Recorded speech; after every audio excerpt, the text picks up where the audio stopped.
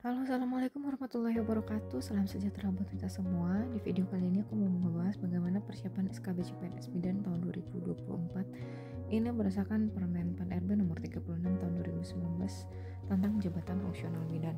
Kenapa aku mau bahasnya dari sekarang? Karena persiapan dari SKD ke SKB itu sebentar aja, sedangkan materi yang harus kita ulang, materi yang harus kita pahami itu cukup banyak gitu. Jadi nggak ada salahnya persiapkan waktunya untuk dalam sehari misalkan 1 jam untuk satu materi gitu. Karena kalau misalkan kita nggak lolos pun ke SKB, kita tetap dapat ilmunya dalam pekerjaan kita, itu tetap kita praktekkan. Jadi nggak akan ada ruginya.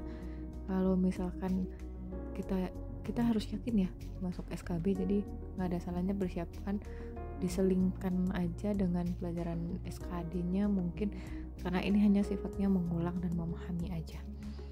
Jadi ini aku ambil berdasarkan Peraturan Menteri Pendayaan Aparatur Negara dan Reformasi Birokrasi Permen Pan RB nomor 36 tahun 2019 tentang jabatan fungsional bidan. Kenapa dari sini? Karena kita nggak tahu ya kisi-kisi nanti ujiannya seperti apa soalnya gitu. Karena ini sifatnya bidang, otomatis semua tentang kebidanan itu kita harus tahu, kita harus pahami. Jadi karena ini tes CPNS, aku berpatokan kepada Permen Pan RB nomor 36 tentang tahun 2019 berdasarkan pengalaman juga dan dari rekan-rekan juga yang udah pernah ikut SKB CPNS gitu. Nah, di sini dalam pasal ke-7-nya itu ada unsur-unsur pelayanan fungsional jabatan fungsional bidan ini. Dari yang umum ini nanti akan ada terbagi berdasarkan jenjang jabatannya. Jadi ada bidan. Kalau misalkan kita tamatan ikut ujian dengan formasi D3, nanti dapatnya jabatannya bidan mahir. Kalau D4 atau profesi bidan ahli pertama. Nanti dalam Permenpan ini dari halaman ke-7 sampai ke halaman 29 itu semuanya kita harus tahu gitu. Semuanya harus kita kerjakan juga. Jadi mau nggak mau semuanya kita harus paham dan hafal gitu. Karena satu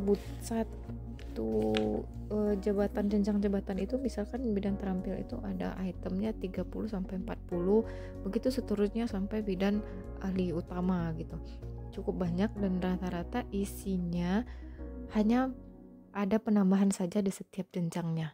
Jadi di sini kita coba rangkumkan supaya pas ngelihatnya itu nggak berulang-berulang gitu. Nah, yang secara umumnya ada pelayanan kesehatan ibu, semua yang berhubungan tentang ibu, tentang anak, Kespro, keluarga berencana, kebidanan komunitas, bagaimana mengelola pelayanan kebidanan, melaksanakan program pemerintah dan inovasi pelayanan kebidanan. Ini secara umumnya.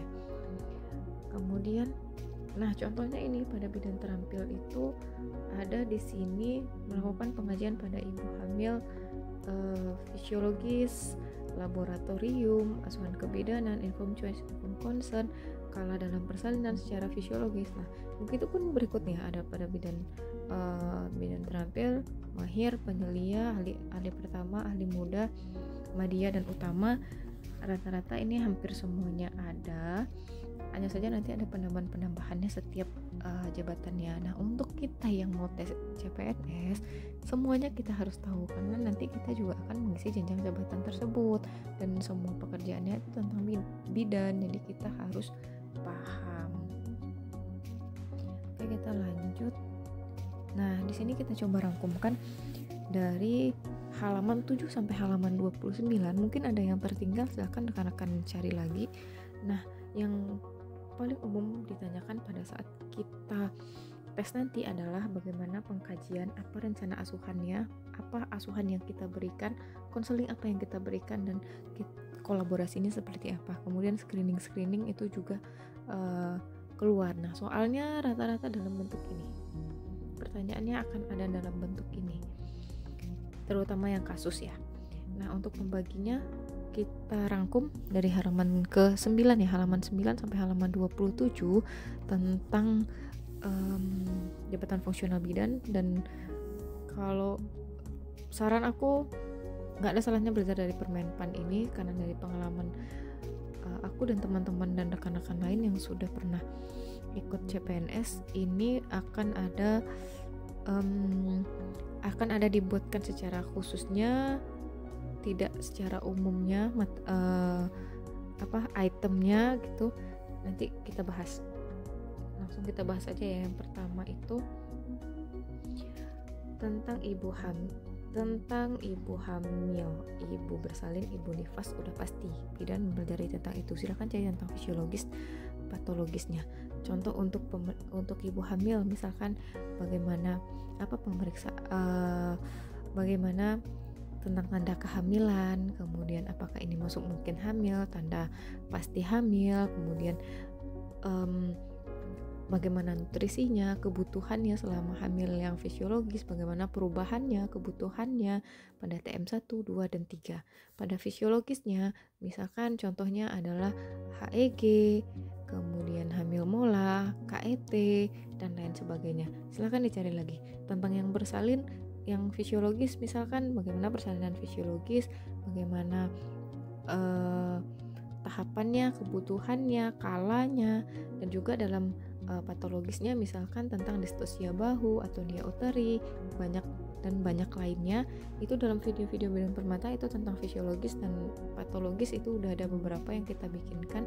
Silakan rekan-rekan cek lagi, dan silakan cari referensi lainnya juga sebagai perbandingan, dan juga mungkin ada dari teman-teman lain sebagai ada tambahannya gitu.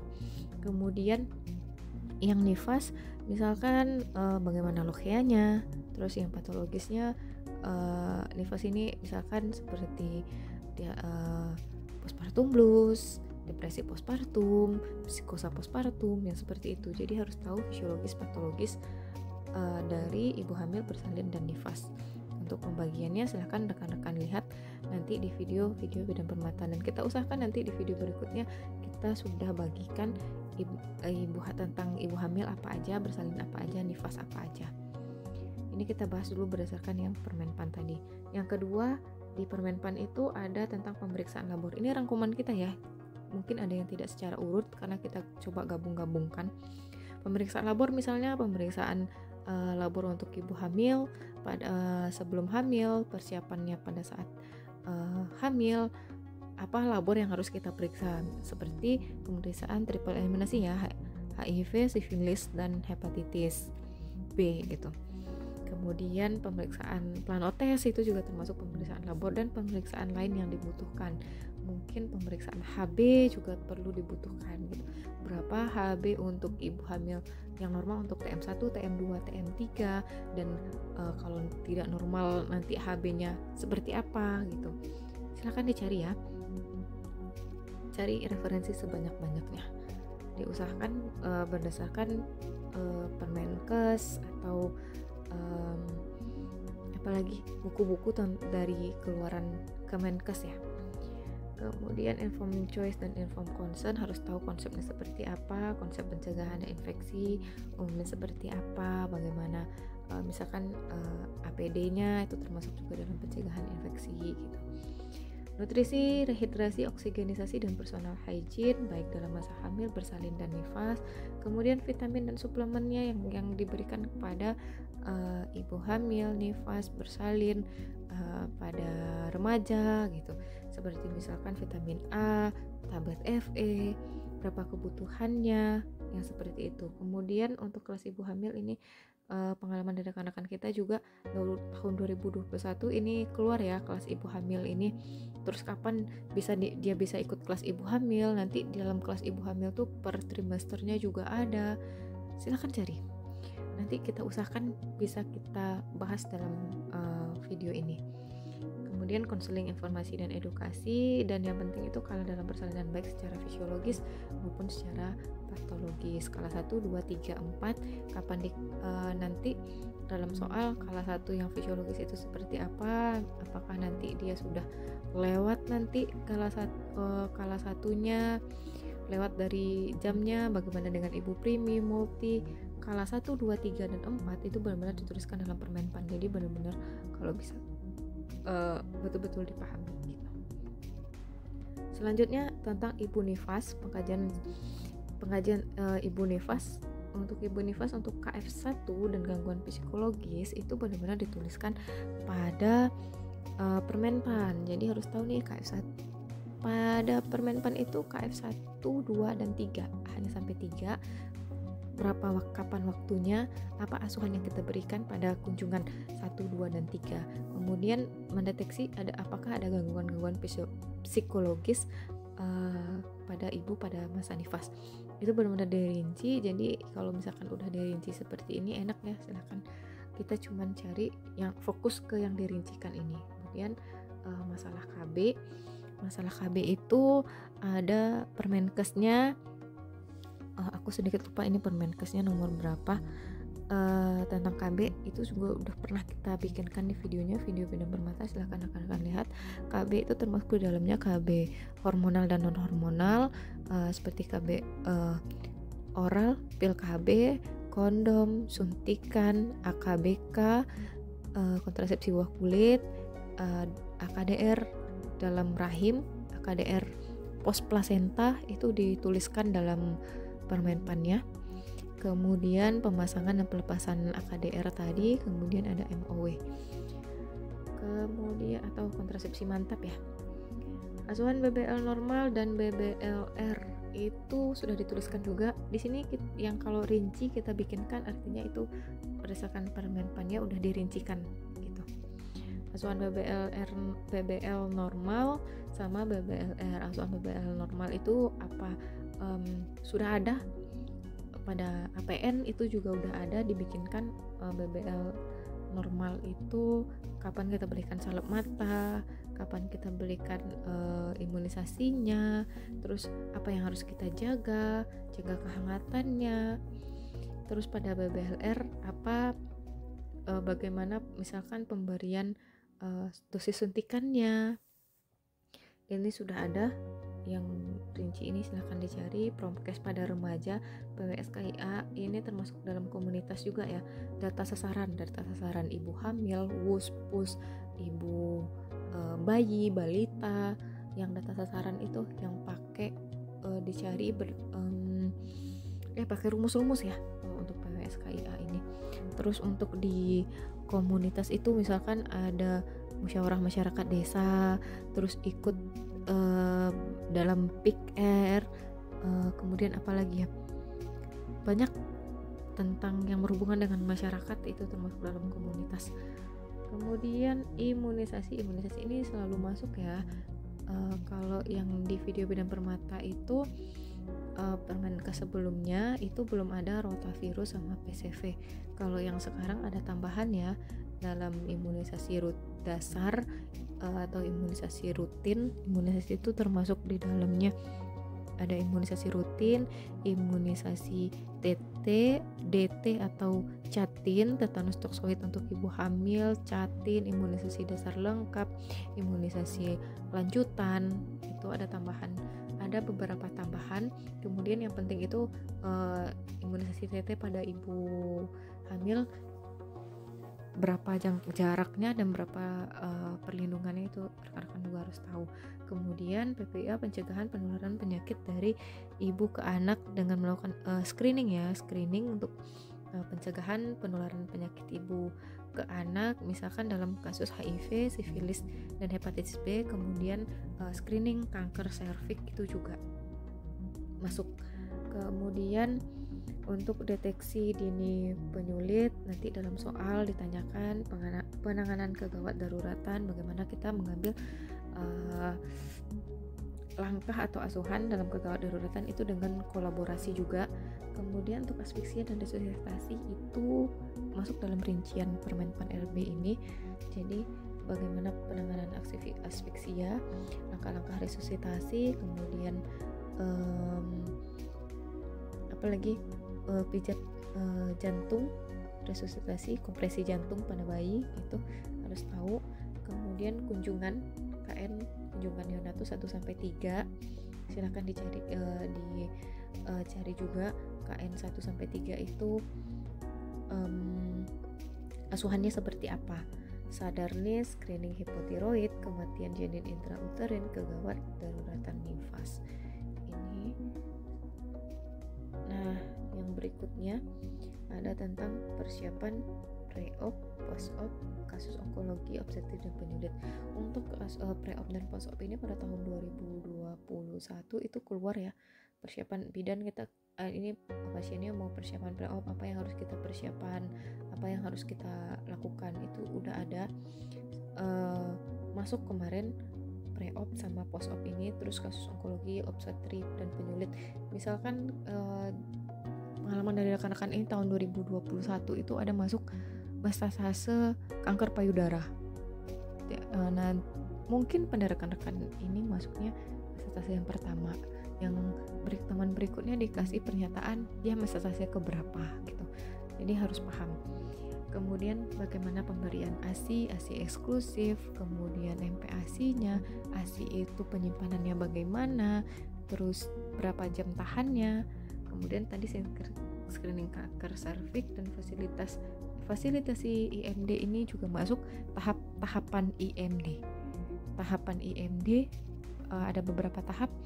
Bisa jadi satu di rekan A dapatnya tahapan pertama, kita dapatnya di tahapan ketiga, itu bisa jadi. Karena ini benar-benar masuk pada tahun 2021.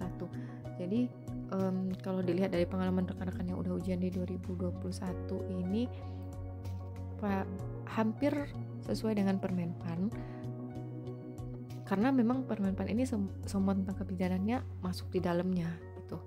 Jadi kalau yang udah dirinciin seperti ini, seperti fasilitasi IMD ini, dia benar-benar masuk tahapan-tahapan IMD gitu. Kemudian yang ini juga masuk kemarin pembinaan keluarga balita, remaja dan lansia. Nah, untuk yang bina keluarga balita, remaja, lansia itu ini termasuk bina keluarga mana? Keluarga remaja, bisa kasih pernyataan mana yang bukan termasuk bina keluarga remaja, mana yang termasuk kepada bina keluarga lansia. Itu juga ada masuk. Kemudian ditambahkan dengan pembinaan, fungsi bidan sebagai pembinaan, pengawasan, melakukan dokumentasi pelayanan sesuai penugasan, dan juga jangan lupa cari tentang kode etik bidan. Itu dan semuanya silakan rekan-rekan cari. Kalau misalkan kita bikinkan secara rincian di sini, itu kita lihat berdasarkan Permenpannya. Nah, kalau misalkan yang masih secara umum, silahkan dicari item-item yang diperlukan gitu. Misalkan pada ibu hamil, pengkajian fisiologis pada ibu hamil apa aja, pada ibu bersalin apa aja, nifas apa aja, kasus patologisnya seperti apa. Silahkan diulang-ulang kembali dan dipahami. Nanti setelah rekan-rekan ada yang udah mulai ujian, bakalan ada nanti gambaran-gambaran soal dari rekan-rekan yang udah ujian. Nah, kita usahakan bisa membahasnya karena soalnya itu nanti hampir-hampir mirip, dan pengalaman dari rekan-rekan juga antara SKB CPNS tahun 2020 dengan 2021 itu ada perbedaan. 2020 itu kesehatan umum, di SKB itu ada materi tentang kebidanan dan kesehatan umum. Kesehatan umum itu termasuk di dalamnya nawacita, tentang limbah, banyak yang secara umumnya ada di kesehatan umum. Kemudian kalau yang tahun 2021 itu kebanyakan tentang kebidanan dan kebanyakan kasus dan bagaimana cara kita memahami kasus itu. Tahapan-tahapan, ingat harus secara urut, harus dipahami secara urut. Jangan lupa cari referensi yang banyak, cari perbandingan. Mohon maaf apabila ada kesalahan penyampaian, pengucapan, dan pengetikan. Ambil yang baik-baiknya. Terima kasih. Wassalamualaikum warahmatullahi wabarakatuh.